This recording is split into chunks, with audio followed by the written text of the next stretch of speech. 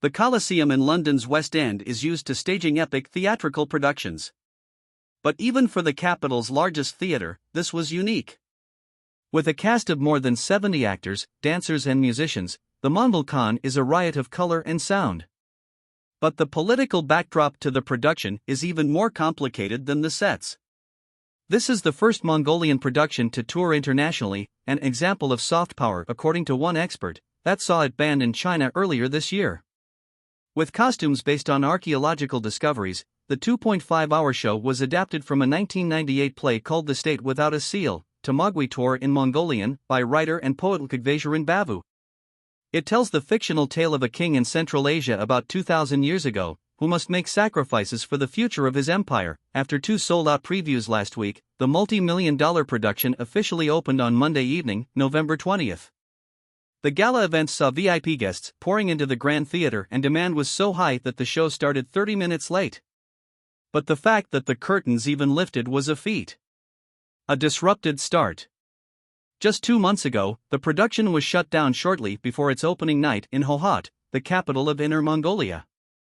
Mongolia's southerly neighbor is nominally an autonomous region of China with a population of 24 million people, of which about 4 million are ethnic Mongols, some of whom have expressed grievances against Beijing's policies, reinforcing separatist sentiments among the Mongolian diaspora to see the region unite with Mongolia, home to about 3.5 million people.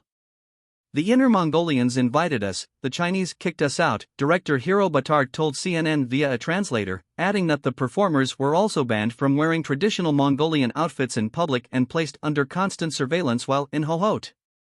The director had brought his production to Hohhot because the cast and crew, who had already completed a hugely successful 170-show run at a 550-seat theater in Mongolia's capital Ulaanbaatar, needed to test out the expanded version of the play ahead of its 2-week run at the much larger London Coliseum, and Mongolia's theaters were too small. Trucks full of costumes, set pieces and lighting drove across the Gobi Desert to Hohhot, and the performers and crew flown in to set up and rehearse. But when they arrived, the production was halted, first when the fire sprinkler system came on unexpectedly, then due to a power outage just moments before the opening night.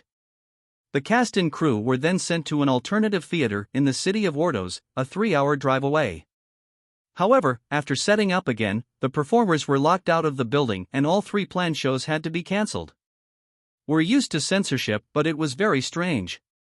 Our history has been rewritten several times, unfortunately, and as you know, we are in a very delicate location, Janchev said, referring to Mongolia's complicated history with its 2 superpower neighbors, Russia and China.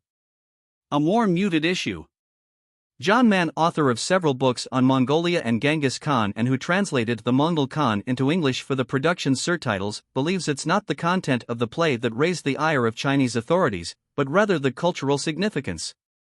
They don't fear the play, they fear the culture and the Mongolian language, he said in an interview with CNN. The fear would be that the Mongolians of Inner Mongolia would become a mirror image of what's happening in Xinjiang with the Uyghurs, referring to separatist sentiment that rose in Xinjiang in the 1990s. In recent years, that dissent has been brutally crushed, prompting global condemnation including from the UK, which in 2021 accused Beijing of committing genocide in Xinjiang.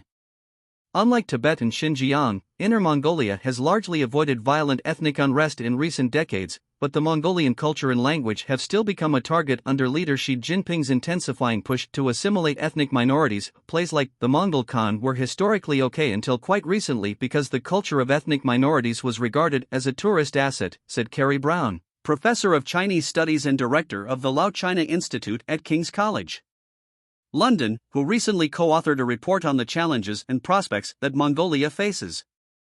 But for a country which has 95% of its exports going through China, Mongolia is hardly going to bite the hand that feeds it, Brown said via video chat.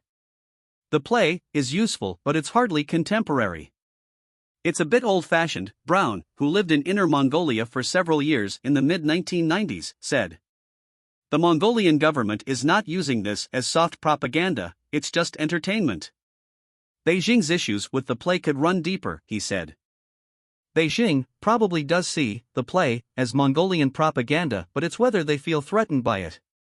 The Chinese sensitivity towards this is really about how it inspires forms of nationalism in China. This kind of nationalism is a problem for the current government in Beijing, and they are very nervous about borderland separatist, secession movements.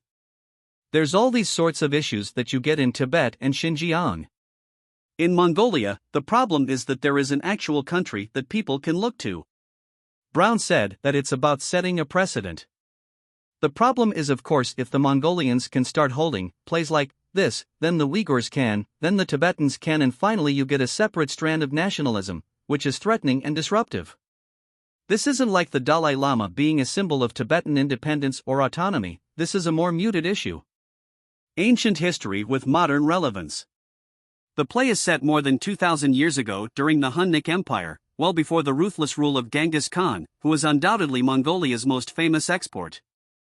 The 13th century leader united nomadic tribes in 1206 and founded the Mongol Empire by conquering large swathes of Central Asia and China.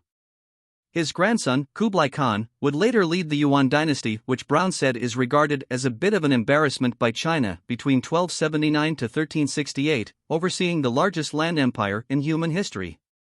This history is still politicized and regarded as an important symbol, he said. It's a live issue. It's not from 800 years ago. It was certainly a live issue for curators at a museum in Nantes, France, who, in 2020, had to shelve a planned exhibition about Genghis Khan because Chinese authorities reportedly objected to the use of the words Genghis Khan, Empire, and Mongol. The exhibition, titled Genghis Khan: How Mongols Changed the World, finally opened last month with those words included, a museum spokesperson told the Art newspaper. Back in London, the play has had mixed reviews ranging from hilariously awful and epically boring to truly spectacular in every respect, but the show's significance as the first Mongolian production to tour internationally is not lost on those involved. It's backed by the Mongolian government and it's unprecedented, Mann said, adding that it's been turned into a huge show which, by coming to London, it is indeed soft power. But Mongolia's Minister of Culture Naman Chinbat is reluctant to brand the play with such a label, preferring to describe the show's presence in London as part of a wider cultural push aimed to reduce her country's reliance on its two neighbors by diversifying its economy. I've never considered the play as a political move, however I always see culture as something that connects people, Chinbat told CNN during an interview at the Mongolian embassy in London. Culture is borderless and apolitical, she believes, and a hugely effective way to pull in investment and tourism. If we want to increase the visibility of Mongolia, if we want tourists to come, if we want trade to be happening not just with neighbors, only culture allows that. On the last-minute cancellation of the play in Inner Mongolia, Chinbat said it was of course not pleasant news that one of our plays was not allowed to be performed in China. As a country, we have a strong diplomatic relationship with our neighbors and respect their internal affairs. She added that it would be great if people in Inner Mongolia had a chance to watch a play that is really showcasing the history of our country. Chinbat said while the Mongolian government has not provided any financial support for the Mongol Khan, it has backed the play via other channels such as helping them out with connections and through public and private cooperation, such as providing the dancers in the play from the National Dance Troupe. About 60% of tickets had been sold as of late last week, according to co-producer Janchev, which is good news for an unknown brand coming to this marketplace. Propaganda or not, the play's opening night ended with a standing ovation, and with promoters from the US, Canada and Taiwan understood to be in the audience, it's anyone's guess where it may land next.